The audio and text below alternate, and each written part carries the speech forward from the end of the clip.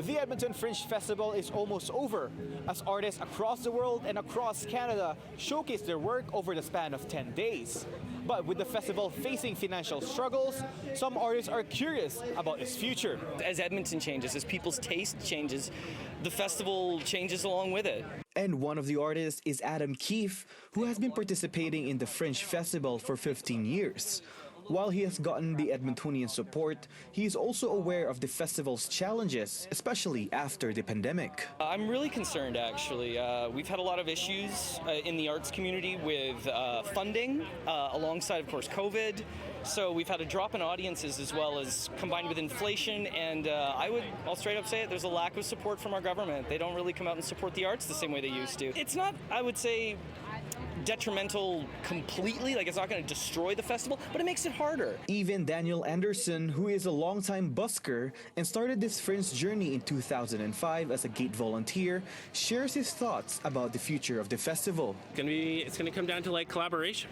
It's working with other artists, because I feel like in the past it was a lot of us against them to a degree. I wouldn't say an altercation, but there's like you compete for the opportunity, but now it's like no. I think collaboration is the future. Megan Dart says they are still $90,000 short of their goal, and if the organization does not meet their funding, artists could be affected. None of us want to think about what a reduced Fringe might look like. We did this year already look at cutting expenses where we could to ensure that we were containing costs without jeopardizing the heart of the festival. If we're not able to close that gap, we may have to look at making some difficult decisions next year in terms of scaling back. What that looks like exactly, I don't know yet. Dart emphasizes that the pandemic hit the festival hard with the cancellation, costing them $3 million in losses, as well as 50% increase in infrastructure cost and 42% increase in insurance.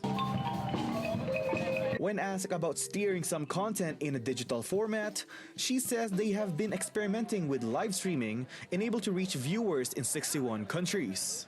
Definitely something that we continue to experiment with. We know too that the digital platform allows a certain level of accessibility that a live event doesn't, and that's something that's really important to us. Despite the financial struggle, both Megan and the artists are hopeful that the festival can reach its goal. I think they'll be able to do it. It might take a little longer than they think, but I think they'll be able to do it. Yes, we're going to close this gap. Yes, we're going to come back stronger next year. But we are still very much rely on the support of our community to do what we do. I think it's really important now that the Fringe is starting to struggle a little bit financially that we all come together and maintain it, because that means it'll bounce back even faster and we'll be able to have an even bigger year next year. In Edmonton, Leo Cruzat, City News.